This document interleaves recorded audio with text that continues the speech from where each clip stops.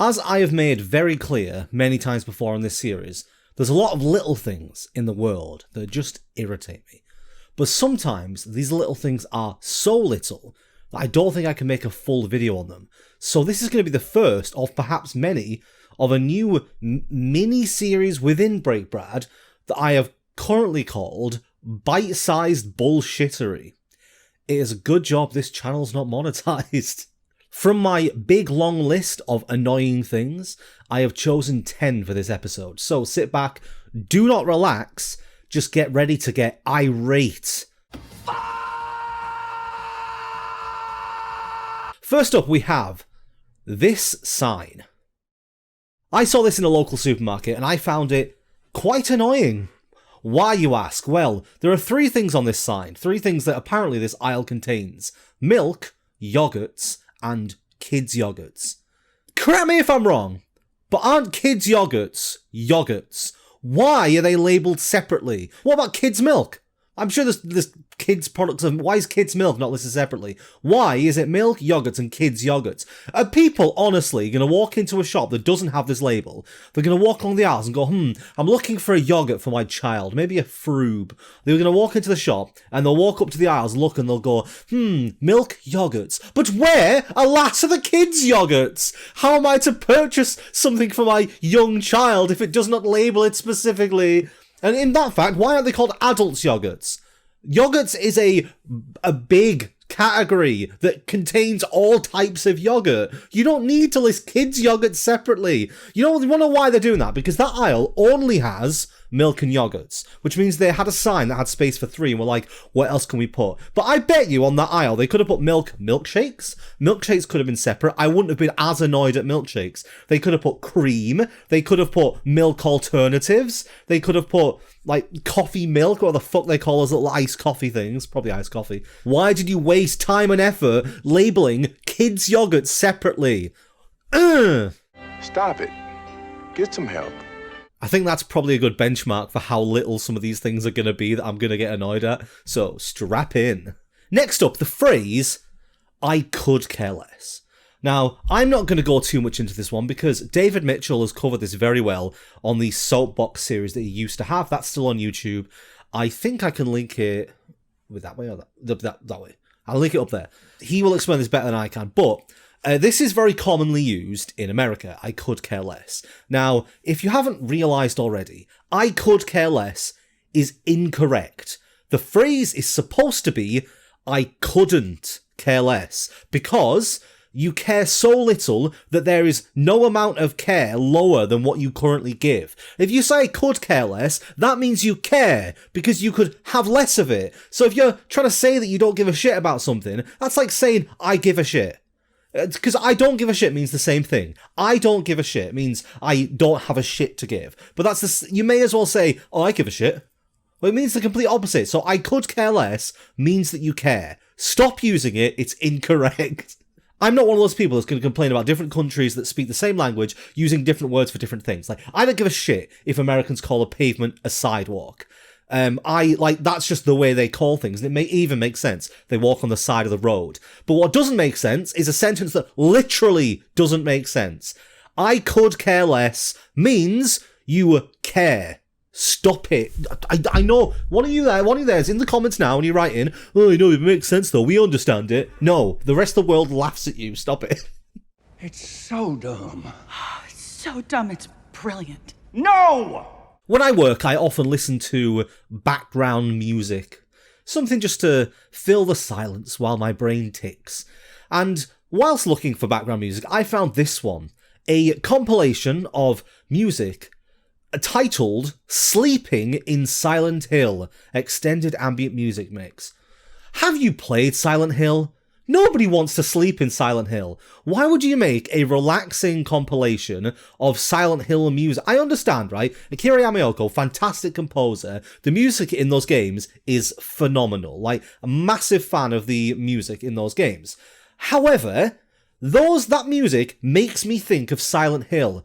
the horror game. I hear one of those tracks, and even if that track is the most relaxing, peaceful thing ever, it is, in my mind, overlaid with images of fucking mutated creatures and shit peeling off the walls, blood and guts and gore everywhere. Why would I want to sleep?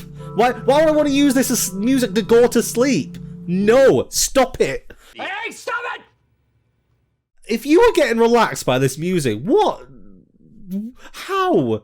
I can't. As soon as I hear any of the music from this, there's a primal part of my brain that lights up. And it's like, hair stands on end and I'm looking round for where the creatures are coming from. I'm expecting my radios to start blaring static and fucking Pyramid Head just wade through the door with his massive great knife.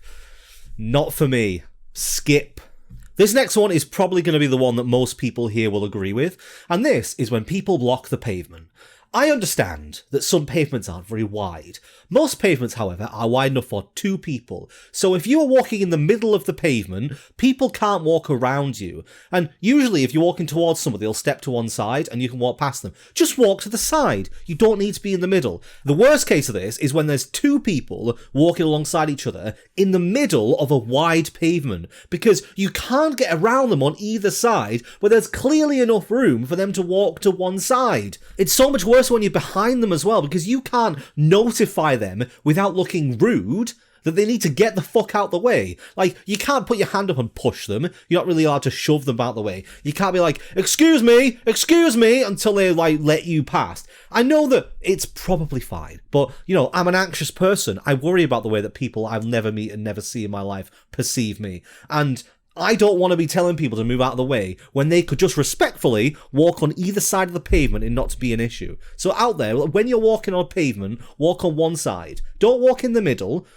No. I remember this one time there was a woman with a pram who was walking on one side of the pavement and then wheeling her pram along the other. And it's got a handle so you can push it in front of you. What are you doing? All you're doing is making life harder for me. You made a conscious decision when you left your house this morning that you and your baby were going to fuck my day up, and I'm not happy about it. So teach your kid to be better and wheel yourself on one side of the pavement. Don't get in the way.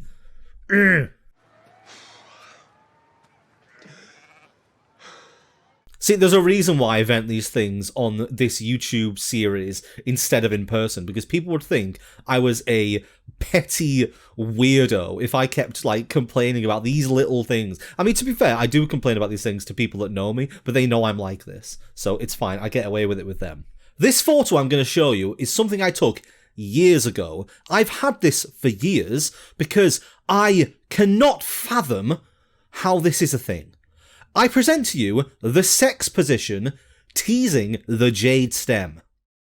Thankfully, this particular position doesn't actually show any nudity, so I should be okay to show this. I'll probably blur parts of it just in case, but what the shit? Who has... This is number 49 in the book. Like, are they running out of ideas? So this was in, like, a Kama Sutra positions book. I was flipping through, like, the immature youngster I was, like, sex. And I get to this page, and I'm like, I have to photograph this. Oh, who... Has anyone tried this? Let me know in the comments. Have you tried this, or do you want to try this? Because this just looks uncomfortable for everyone. And how do you even get into this position? If you read the description at the bottom, she straddles his back and takes the backdoor approach to oral sex. So she's meant to be giving him oral sex from this position. What was that now? So this guy's having to tuck his junk all the way under and out the back for this girl to get access, which doesn't sound particularly comfortable in itself. And this poor girl's dangling there with the blood rushing to her head, trying to pleasure this guy. And then read the bottom. So the guys, bend your head to catch the view. The guy has to, like, he's basically hunched over like he's vomiting against the wall and has to tuck his head under to watch his junk being bent backwards through his legs. It just looks like the most uncomfortable, most difficult to get into position that I have ever seen. And I don't understand why somebody would want to try this, because the benefits cannot outweigh the costs. Particularly, like, I don't even know which one's in the worst position here. Like, I'm still trying to figure out how you get into this position. Like, does the guy, like, lean lower and the girl climbs over his back and then leans forwards?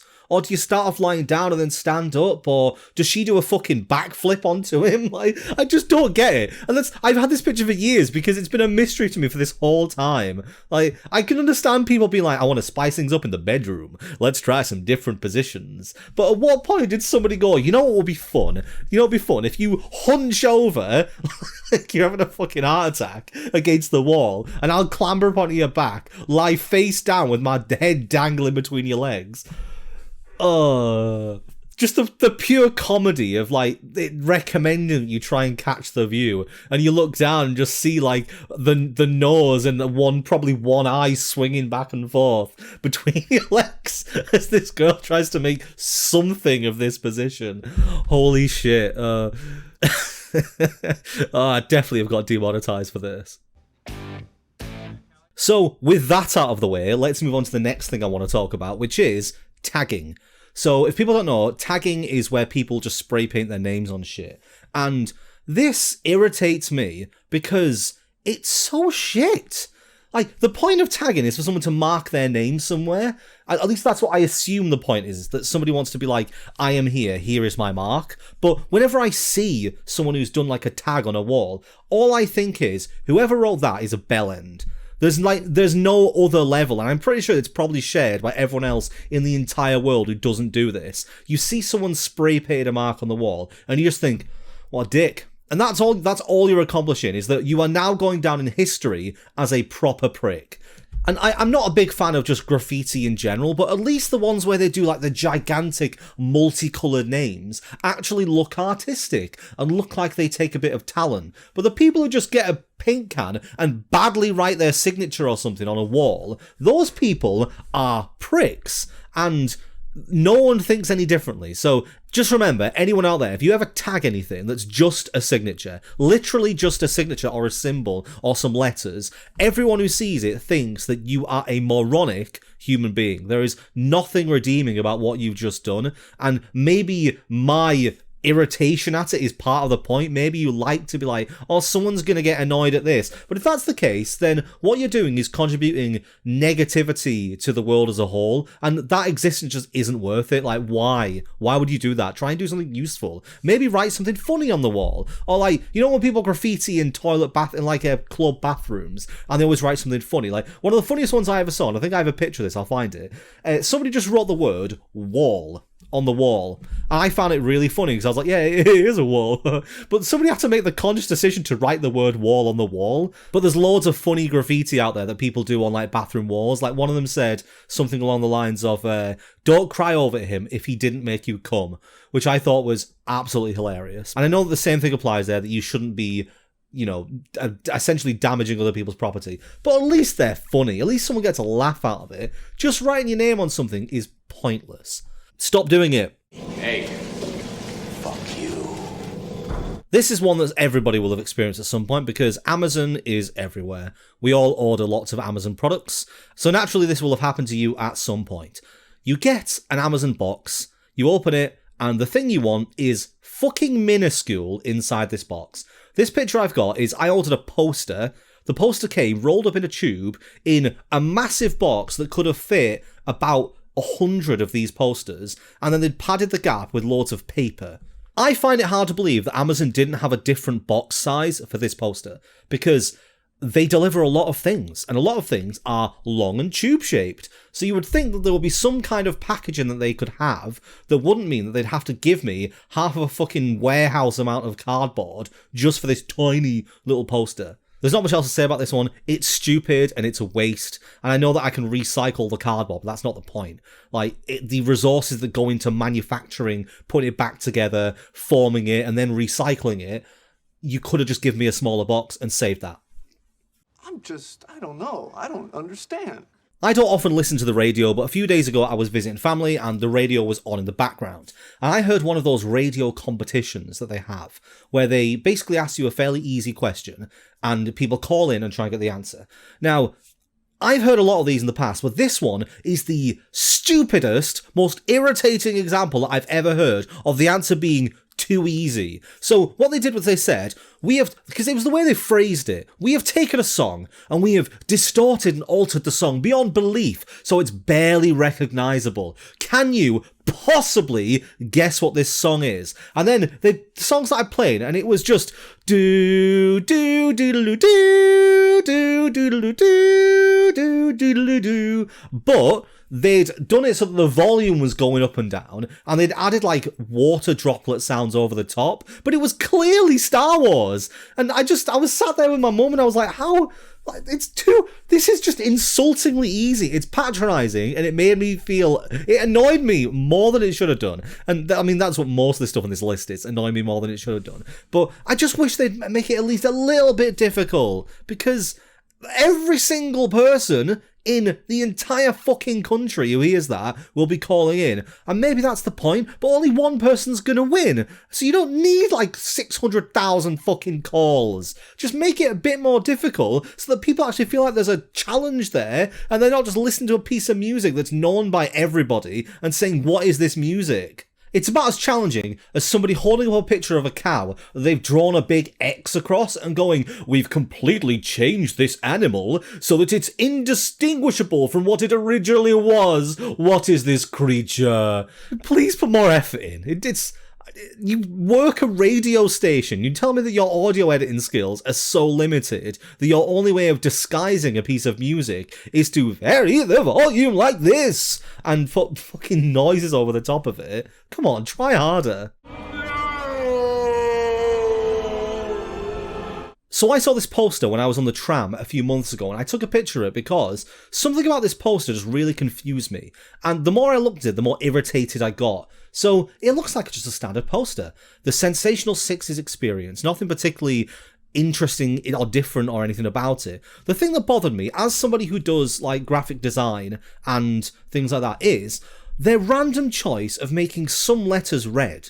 The reason I spent so long looking at this is because I felt like there must have been a reason or a pattern to the letters they chose, and there doesn't seem to be. Like, I'm looking at it again now. So the word Mike, they made the K red. And then there's no red in Pender or the, but MBE is completely red. And then in Trem's first and last letter, so it's like, oh, okay, so are they now doing first and last letters? Next word, first letter. Next word, second letter. Then not one in the next word. Then the and then two letters away in a C. Like, there's no reason for these colour changes. Like, usually, when you're designing something, you put in the colour change to emphasise certain things. So if you wanted to emphasise, like, a particular artist, you would put, like, Mike Pender in red. Like, the same way the MBE part looks like it's in red for a reason, except because the rest of it has random red, I have no idea if that's true. If you look at the smaller bits of text, they've got it right. Original voice of the searchers part is in red. That means that part is important. Former members of the Tremolos is in red. That part is important. So why have you put random red letters through the rest of the word? I was thinking maybe there's a hidden code. Maybe there's a secret code, and when you get there, maybe there's some kind of challenge to do with it. I don't know who these artists are. They might have a thing about hidden codes. So I started having a look through. There's no code. What's KTSD? EandCONNR. Great, what's that? Some kind of URL. I know that this is an unreasonable amount of anger to have towards a random poster that I don't care about in the slightest, but just there's a lot of graphic design choices on posters and on things like this that just annoy me because I want to know the logic behind them. Who made this poster? Because I want them to tell me why they chose to make certain letters different colours. Because they're not like mirrored. There's no corresponding reason for them to be that particular colour. They're not certain letters are certain colours. It's not like you can rearrange them into anything as far as I'm aware because there's only like 2 vowels throughout the whole thing, maybe 3. So, like, why? Why? Is it part of... like, there's got to be a reason, that's the thing. I can't believe that some designer would have made this poster and just gone, you know what I'm going to do? I'm going to make some of the letters red. Why? Because I can. Like, there's got to be a logical reason why they would have chosen this design choice, and I want to know what it is. So, creator of the Sensational Sixes Experience poster, reach out in the comments and let me know why you made this choice. Or if anyone else watching this video can see why this choice was made, let me know, because it drove me crazy the entire tram journey. So much so, I took a picture of it and kept it. And the last thing I want to talk about is just something very simple, and it's whenever you're shopping, if you go into a shop and you don't want to buy anything, then you have to leave the shop, obviously. But some shops don't let you leave unless you go through the checkout. And I always find this really irritating because the majority of the time, there's someone on those checkouts, whether it be a member of staff or a customer blocking the way. So either you have to waddle past a member of staff who's looking at you judgingly because you haven't purchased a product, or there's a person blocking the route and you have to be like, excuse me, I'm not giving any money to the shop, excuse me. I generally don't understand why this is a decision that the people who make the shop have made. Like, do they think that no one's going to go in without buying anything? And they don't like it when you leave out of the front door, the way in. They hate that. Like, the doors specifically are designed to not let people out, to only let people in. So they have to wait for someone else to walk up and the door to open before they can step out. I would say that anything that makes the shopping experience uncomfortable is a bad thing and they shouldn't do it. And having to force your way past a queue of people because you won't let people out another way is a terrible thing to have to do, especially when there's, like, usually they've got like 7 or 8 tills in these places and 1 till is open. The rest of them are all closed and they put the barriers across so you can't walk out. And, like, is this a security thing? Are they trying to stop thieves? Do they think that thieves will think twice about stealing if they have to walk past a person on the way out? Or, like, that's the only reason I can think of, is that it's a security thing, is that they don't want there to be an easy way for people to get out. But that also means that all of the people who, it's like presuming that everyone's stealing from you. And if someone really wants to nick something, would they honestly be that deterred by the fact that they had to walk past a checkout or a cashier? No, they wouldn't. Let people like me just leave your shops without having to barge past. It's fucking unprofessional! I feel better. Do you feel better? I feel much lighter having aired all of that. I think this video is the perfect encapsulation of what I want Break Brad to be, about how completely pointlessly inconsequential a lot of the things are that I want to rant about. As I said in the last video, there's so much shit stuff going on in the world that you often feel bad about getting annoyed at the simplest things. And I think sometimes it's fair to get annoyed as long as you don't make a problem out of it, I would say. I don't think any of these things I've mentioned on this list would actually have any kind of major consequence on my life personally. Like, just looking down the list now, the only one maybe is blocking the pavement if I'm in a hurry to get somewhere. But generally, if someone blocks the pavement for me, I'm going to forget it. Like, you know, when I reach my destination or whatever. None of these things really matter. So I want to try something a little bit different with a future Break Brad video. What I want to do is I want people to send me little things that have annoyed them. So let me know in the comments any little thing that has annoyed you at any point. It can be completely, absolutely minuscule in annoyance. And what I'm going to do is I'm going to choose a bunch of them and I'm going to read them out and I'm going to see if the annoyance is transferred. Like, will I get annoyed on your behalf because the thing that you've sent me is, like, objectively irritating? Or will I read something and think the same way I imagine some people out there will watch this and think, where they're going, come on, get over it, it's not that important, why are you getting annoyed about that? I want to know whether it is a transferable thing that, like, for me personally, I just get annoyed at lots of things. I can empathize with other people's annoyances. I want to know that. So yeah, let me know in the comments below, just anything that's annoyed you. I don't want it to be anything too serious. Like, that's the whole idea of this, is I don't want to stray into serious territory, because this is meant to be just sort of a fun, like, excuse to ramble about things. And I don't want to cover any serious topics unless I fully research them. So I'd appreciate just things that are absolutely unnecessarily pointless, that for some reason annoyed you. It can be anything at all. Anyway, I don't know if you can tell from my voice, but I'm a little bit ill today, and I've now been rambling for half an hour. So that's it for me. Thank you for watching another Break Brad, and I'll see you in whatever the next video is. I think the next one, I'm going to get a little preview for the next one. I think I'm going to do one about a TV show that I loved as a kid, recently gave a rewatch to, and I found that some of the plot lines, and in particular one plot line, really grinded me. Like, something about it was just, it rubbed me the wrong way. So I'm going to talk about that. I guess have a guess in the comments what that could be. Get in the comments! And I'll see you next. I need like an outro for this. Annoyance away! Not that. Once again, we are here to say a big thank you to our patrons. As you can see scrolling past you right now, our supporters, big thank you to them, but even bigger thank you to our VIPs. And a special way of thanking them, we are going to go through some of the top movies on IMDb, as if made by the USC. So, the number one film on the list is The Patrick Bratson Redemption. Oh, great movie. Number 2, The Benjamin Fridman Father. Number 3, we have The Dog Shay Pinder. Ooh. Number 4, The Mile High Farm D Father Part 2. At number 5, we have 12 Angry Sarapol. 12. Shut up. Number 6, a masterpiece, is Liam List. At number 7, oh god, there's so many words in this one. At number 7, we have The Lord of the Aero QC, Return of the King. Number 8, we have Jet Road Fiction. Oh god. At number 9, we have Lord of the Rings, The Binger of the Ring. The Binger of the Ringer. Do you want to say Fellowship of the Binger? That would have been much easier. Number 10, The Good, The Bad, and The Kynan Plays Games. At number 11, we have Little Bear Gump. Number 12, Popsicle Tart Club.